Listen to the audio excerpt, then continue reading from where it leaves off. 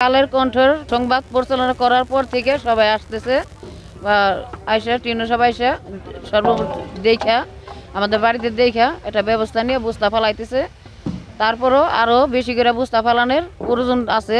এটা টিকা গেলে আমার আল্লাহর কাছে প্রার্থনা জানাই, আল্লাহ খুবই ভালো করবো। আমি বাচ্চা কাছে নিয়ে আমি ঘরে বসতে পারবো। আমার এটা বুঝতে ফেলাইতেছে, বুঝতে ফেলানোর জন্য আমি আশাবাদী আছি যে আমার বাড়িটা টিকবে। তারা চেষ্টা করতেছে, খুবই চেষ্টা করতেছে ফালাইয়া ভরার জন্য। আমি তাদেরকেও ধন্যবাদ জানাই যে আমার বাড়িটা যাতে তারা রক্ষা করে দিছে।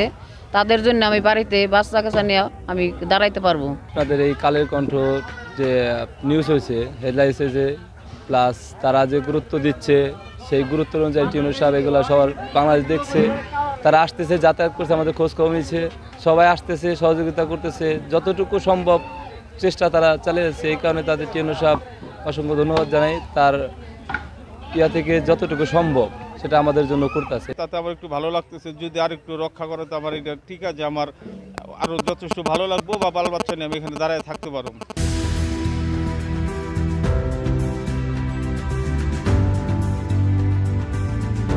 কালের কণ্ঠ সংবাদ প্রচারের পর থেকে এ সম্পর্কিত সব প্রশাসন অনেক তৎপর হয়েছে।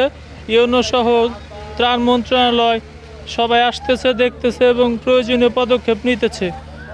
জিও ব্যাগ সহ অনেক বস্তা ফেলতেছে। আশা করা যায় আল্লাহর রহমতে হয়তো এই পদক্ষেপে আমাদের শেষ সম্বলটুকু বা অবশিষ্টাংশ যেটুকু আছে এটুকু হয়তো রক্ষা পেতে পারে।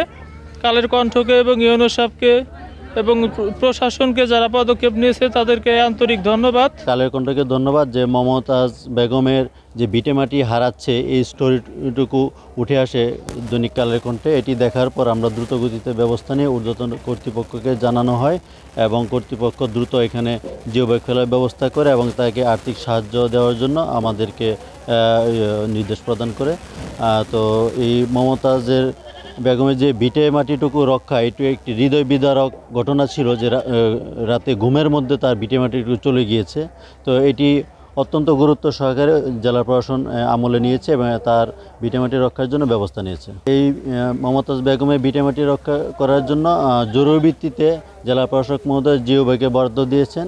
সেই জিও ব্যাগগুলো বিআইডব্লিউটি এর সহায়তায় জরুরি ভিত্তিতে ফেলা হচ্ছে যাতে করে আর 1 ইঞ্চি মাটিও এখান থেকে ভেঙে না যায় এবং মমতাজের ভিটেমাটিটুকু রক্ষা হয়। মমতাজ আসলে শিবালয় উপজেলার একজন অতি দরিদ্র নারী।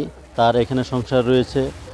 তার যে ভিটেমাটিটুকু হারিয়ে গেছে এটি উপজেলা প্রশাসন জানার পর তড়িৎ গতিতে অত্যন্ত গুরুত্ব সহকারে ব্যবস্থা নেয় যাতে করে তার ভিটেমাটিটুকু হারিয়ে না যায়। তার যে সহায় সম্বলটুকু ছিল সেটি রক্ষা করা আমাদের পবিত্র দায়িত্ব। এখানে নদী পাড়ে ক্ষতিগ্রস্ত 30টি পরিবারের মধ্যে শুকনো খাবার সরবরাহ করা হয়েছে। যাদের ঘরবাড়ি সরানোর প্রয়োজন হয়েছে তাদেরকে এই খাবারটুকু দেওয়া হয়েছে।